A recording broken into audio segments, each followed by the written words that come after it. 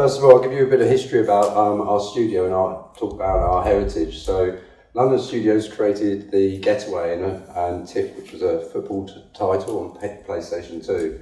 But more predominantly, it was known for creating the highly successful iToy Play series. Also Connect and iToy Groove, and of course SingStar, which was a huge success in Europe.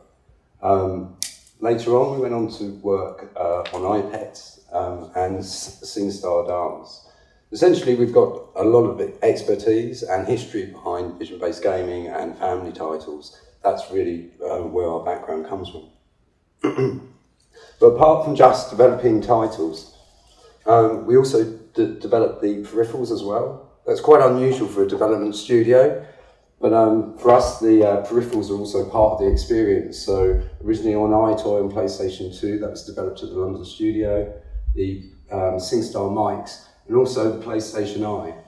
So quite naturally, when looking at new concepts, and we had a concept around a peripheral, that being a book, it felt like quite a natural thing to explore. But the concept's been around actually for a long time. So in 2005, these are some of the early concept ideas from one of our team, Masami. Here you can see we actually wanted to augment onto a book. We wanted to be able to touch those augmentations and interact with them. We wanted a book that could rotate and turn pages with. So the concept was there very early on. But around about that time, we also started to look at developing games based around a single AR marker. And that game became iPad. Later on in the roadmap, of course, we started to work with 2 markers, so that meant that we could now create experiences like Wonderbook. But the AR markers are probably the most well-known part of Wonderbook's technology because it's the most obvious because it's on the actual pages of the book. But one of the biggest challenges has been in tracking the book movement itself. So if we look at this early prototype, you can see that our little friend here, Pointy Man, can point in the direction that the book's travelling. So we can see whether he's going left or right or forward and back. We don't usually have 2 people working on a desk.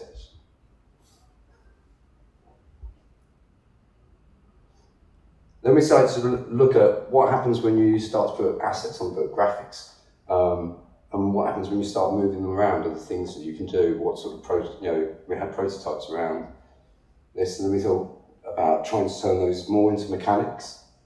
So in this next video, you can see that we're using a simple puzzle piece, but by navigating the book, we can align them.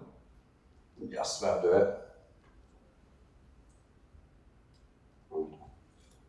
You can see that the book itself a much older marker technology, so you can see it breaking up a bit there. So as I said, the book's 12 pages, it's just paper and card book. It's had quite a long development. That's very straightforward, but you can see here that we started off with a single marker. So this was like our iPad marker, so just tracking that on the book. But it wasn't big enough because we couldn't move far enough away from the camera. So we enlarged the marker. And then when we wanted to start tracking pages, so when you turn a page, you can see an augmented page underneath. So then we introduced these sort of markers around the edge. So as you turn the page, the camera would see the markers. We could augment the page. And we refined those down a little bit more. But of course, these aren't particularly aesthetically pleasing books. So over the time, we've also iterated on trying to make Wonderbook feel as much like any ordinary book, and sort of subtly disguise the markers. The relationship with J.K. Rowling started as part of a partnership between Pottermore and Sony. So Pottermore is the social networking website that holds a lot of J.K. Rowling's content. And around about that time, we were developing these prototypes, and we had the opportunity to show the prototypes to J.K. Rowling. She was thinking at the time as well around ideas around a spell book, and then collaboratively the 2 things merged as one. It seemed really natural. We also had the Move controller. We were prototyping, I guess it was about 3 years ago. So we had the Move controller in the studio, and it just seemed like it should, very fitting as a wand. So these are some of the prototypes that we were looking at the time. If anyone's seen the E3 demos or stuff online, You'll notice when the incendio ball comes out, it comes out of this hole in the book. So this came from these ideas where we wanted to have, magical areas in the book. So this next one shows tracking pages. So here we wanted to be able to track the pages so that we could dynamically fold the paper building here. So this shows us being able to actually track that page and affect the objects on the other side. And that kind of inspired us really when it came to the paper theatre. This was about taking things from the book, and this was relevant to us because we started to think about text. And if you remember the pointy man, and he could point left or right, it's quite subtle, but these clouds follow the book with some momentum. Again, it's about getting high resolution assets onto the book, seeing what it would look and feel like. So that's how the Book of Spells came about, really. I'm going to take you through some of the early concept stuff, but before I do that, I'm really happy that we've got a video that we play at the start of the experience, which is the foreword to the Book of Spells, which contains new writing from J.K. Rowling. I was born into a poor family, the last of 9 sisters.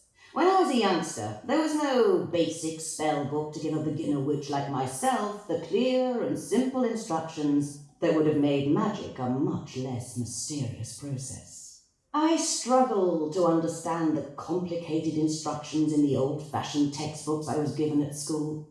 Back at home, I was at the mercy of my older sister's mischievous attempts to give me the wrong incantation for every spell I attempted. Hand-me-down robes are merely embarrassing. Hand-me-down spells can be dangerous. When I grew up, I quickly realized that the help I had craved simply did not exist, and so I created the book you are holding now, the Book of Spells. I could not be prouder that this simple school textbook is now being used in schools for magic all over the world, and has been translated into 72 languages, including gobbledygook and Monish. I also had a few special editions printed for my dear sisters, which unfortunately contained a few misprints that led to quite a few comical mishaps. But Romilda's tale has vanished now, and we're all friends again. The Book of Spells will enable you to perform a range of basic and not so basic spells that will enhance, protect, and enliven your life. At the end of each chapter, you will find a conundrum, a little poem with a hidden message concerning those characteristics and habits that make witches and wizards truly great. Each conundrum tells the story of a witch or wizard who did not possess the necessary traits and paid the price. Names have been changed to protect the inadequate. The solution to all the conundrums can be found when you have mastered every spell in this book. But by that time, you may not need the solution at all. Good luck, stay safe, and make good magic. So, fairly early on, we established that the book was 200 years old and that it was written by Miranda Gottschalk. It was going to be called the Book of Spells. It was an enchanted book. It was magical, and that was really important to us, and we'll discover why. And that it was held in the restricted section of the library at Hogwarts.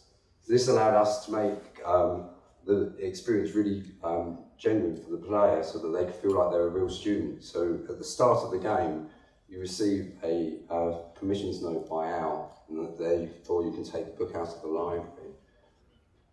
Some things didn't stay, so students weren't in year 7. It was available to all students, but it just shows how things progress when you're developing concepts like this.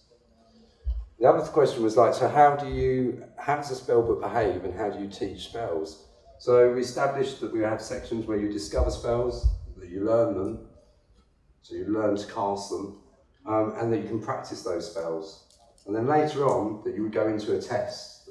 So this was establishing the language of what a spell book would do in the world of Harry Potter.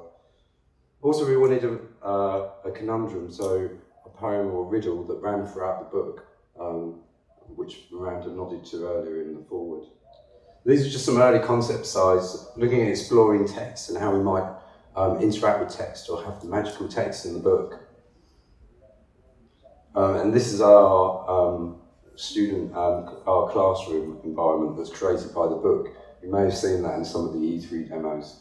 It's at the very early first pass. So every concept starts with an animatic. So this animatic's the early concept around the Book of Spells. This is no ordinary spell book, and because it's such, I will be tutoring you throughout.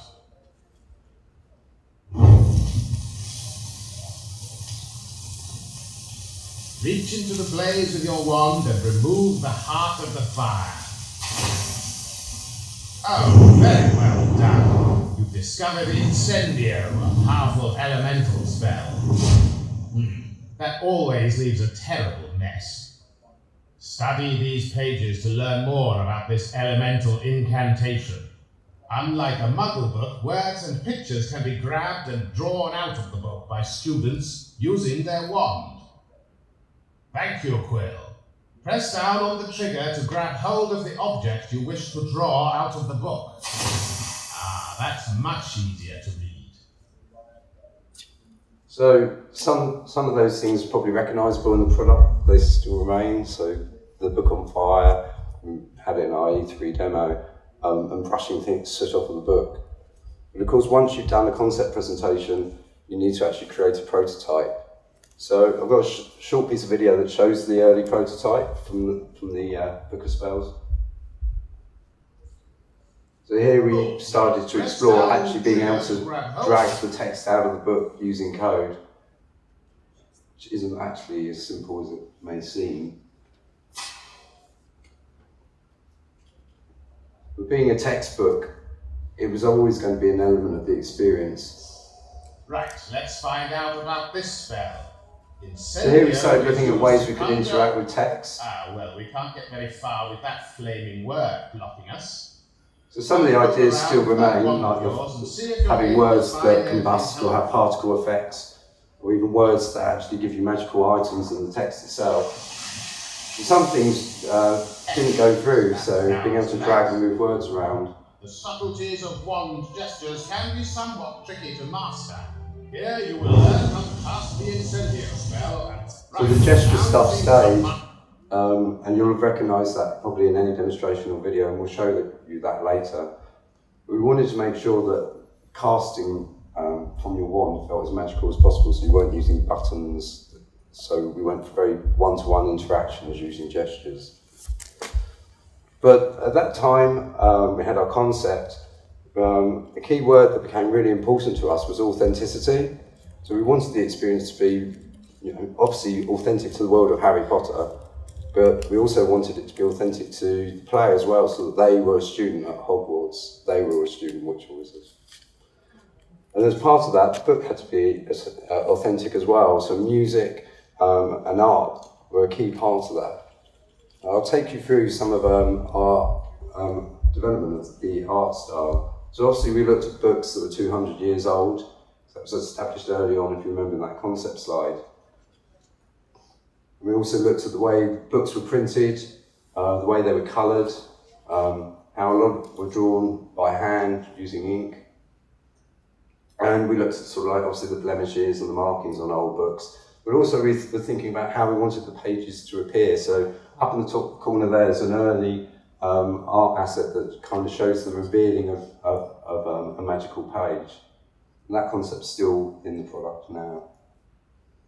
So going back to real classics, all of the spread art in the Book of Spells, there are a lot, I think over 160 pages that are illustrated, start from pencil, they then go on and they're actually hand inked, and then we go into a colour wash digitally actually. So we went straight back to the real basics to make sure it felt authentic. So as you go through the Book of Spells as well, we wanted you to feel as though you could identify the various different chapters via colour. So we took the analogy that the Book of Spells takes you through a journey over a day. So we start with the colour palette at dawn, and we end up moving through until we get to dusk, which is in the last chapter, chapter 5. And as you can imagine, the book's mood and tempo changes according to that palette. Music and sound was obviously also part of being making the experience feel very authentic. We were looking at classical romantic music around the period of 200 years old. Also those slightly more modern composers had that influence. And all of it was actually scored by our own internal team, and it's very unusual that your internal music team can actually write a whole musical score. We're really, really fortunate. But even the orchestra here was classically laid out. That's exactly how an orchestra was laid out 200 years ago, and it was recorded at Air Studios in this huge church, just so that we can make sure that the sound is totally authentic. The complications of creating music for an interactive game with a live orchestra, it is a very complex process, because obviously those lines of score are put together in the game. So sometimes the orchestra are having to play some very sort of augmented tracks. I've got a video that shows some of the recordings.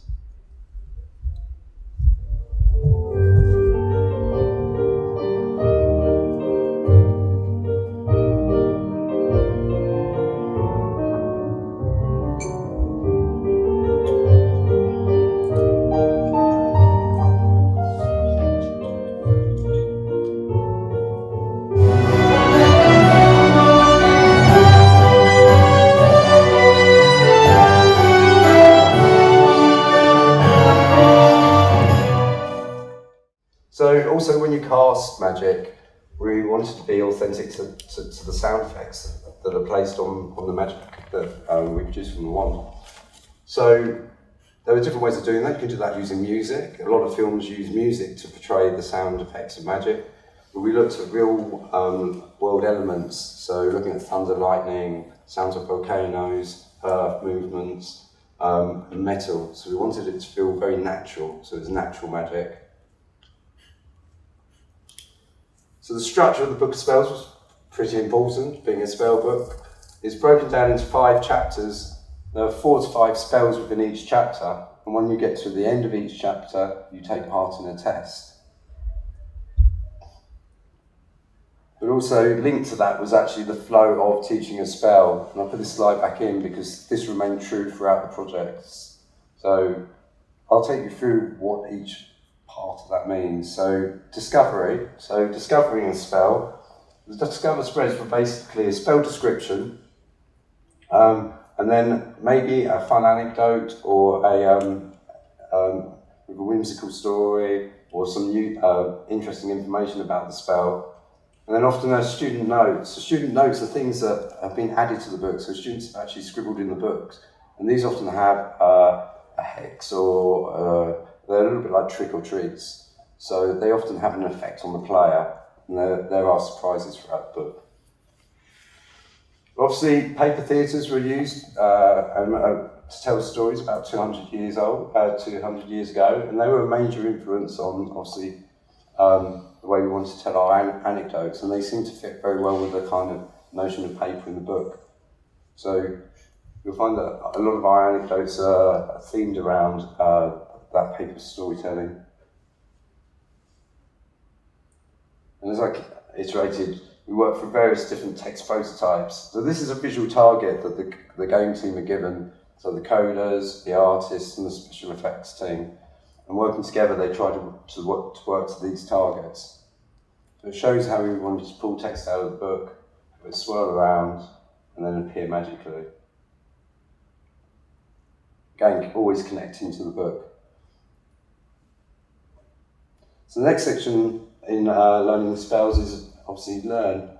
So this is where the fire-making spell, we learn its incantation, so we learn that it's incendio, so this is where we discover its name, and also the gesture that we need to make to cast it. So in some of the early concept pages, we had the paper gates that magically opened when you used Aula Remora. You may have seen that in some of the demos and videos. And these are some of the original boards, and it's pretty much stayed like that from the original concept. Again, gesture casting remains from the original concept boards. So practice, this is where the book actually creates a magical environment for you to practice in. So here we use the language of paper and ink. So paper to create and generate these environments that you can cast magic in, and then the ink to bleed in the environments so they turn into more 3D scenes. And we looked at the detail of the props in the world. It's obviously, these are all created by witches and wizards, so it's kind of quite a quirky, topsy-turvy style. And this is the final concept for the classroom, which a lot of the practices take part in. And we'll show you that in the demo. So another way of creating things from the book was paper. So being able to create paper creatures. So you'll see our salamander in the top corner there being our first test prototype, and then progressed to the paper dragon. Another language we used to form objects on the book was text DNA. So these was creatures or magical items that are actually created by the text of the book. So we looked at having this is our prototype of our text DNA. So again, we wanted it to feel as though everything was coming from the book itself.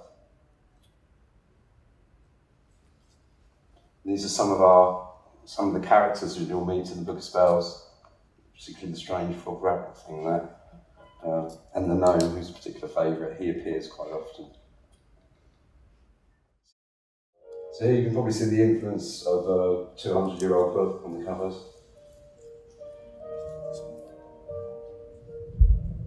You see our pages bleeding in now, and the hand-drawn art style. And the ability to draw the text out of the book. You're about to see a few excerpts from the Book of Spells, an advanced magical textbook found in the restricted section of the Hogwarts Library. Believe it or not, this book was written over 200 years ago. Today, you'll have a chance to read a story from the book telling the history of one of the spells, and try out some of the spells themselves, taken from all across the Book of Spells. Prepare to take your first steps towards becoming an accomplished witch or wizard. So another way of exploring the new writing from J.K. Rowling is obviously the paper theatres. Oh, it looks like we're going to hear a tale about this spell. One of the great things with Wonderbook is when you get an augmentation on the book, you can rotate it around. You see all around the object. Who mistakenly believed that he had at last succeeded in doing what wizard kind had so far failed to do, and learnt to fly. Hobart invited a large crowd of wizards, including the chief warlock of the And we wizards. wanted, it was important for us that people could interact with the text. On the 16th of July, So the tabs here allow you to make options and choices around the story. and after several speeches and a rousing performance of the... it seems your spellbook is testing you. There's a word missing from the story, so point your wand at one of the tabs on either side of the book, then hold the T button and slide the tab out. Oh no, that's not right. Try again. Ah yes, after a rousing performance of the national anthem, he leapt into the day. At first, Hobart appeared to have succeeded.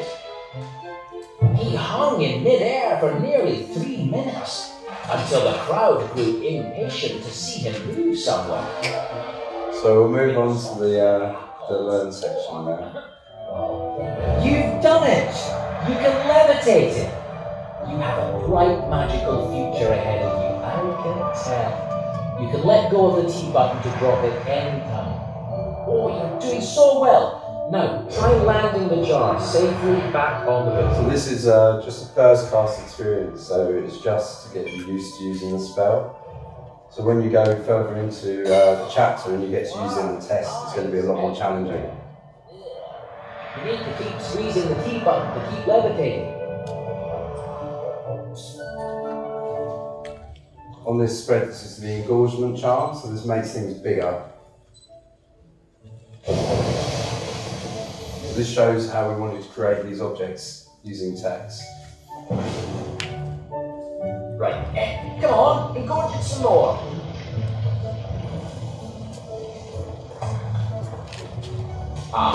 Yes, well, that can happen.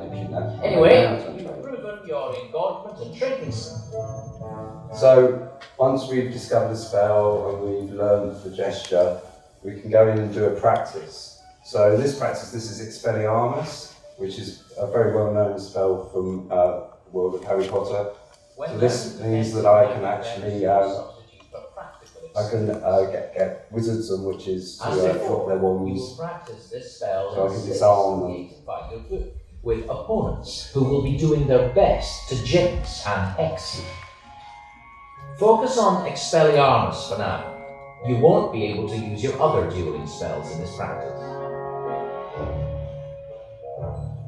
Got all that? Right.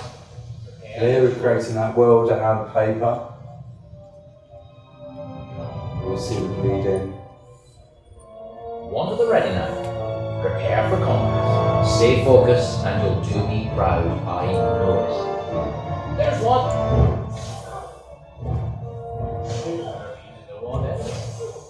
Finally, once you've done that test, you'll receive a conundrum piece. So I'm going to leave you with a piece of conundrum. So these are the poems which are the new writing from J.K. Rowling.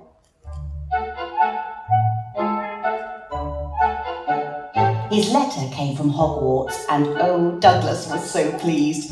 He would have read the whole thing, but a boil needed squeezed. He would have packed his trunk himself, but thought he'd seen a fly doing loops and backward flip-flops. It wasn't, but nice try.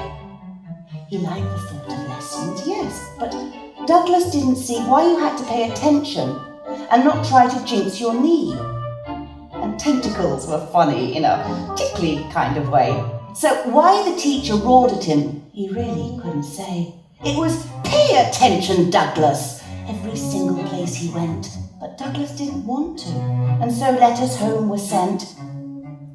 And his father wrote him strictly saying, "Douglas, now be warned, you must finish things you..." Douglas put the letter down and yawned. Douglas liked to be distracted because he found it much more fun. His homework was abandoned and his spells and charms half done. He never really noticed just how far he'd slipped behind. But then someone dared poor Douglas to perform a jinx not kind. It went so badly wrong that it is nicer not to dwell on Dougie's second nose, or on the mess, or on the smell. And nobody could ever say how Douglas came to be entrapped inside that drain pipe with a teacup for a knee. What was it that he didn't want to do, the silly lad? Answer me and do it, and you'll make your teachers glad. Well, thank you. Thank you. Thank you.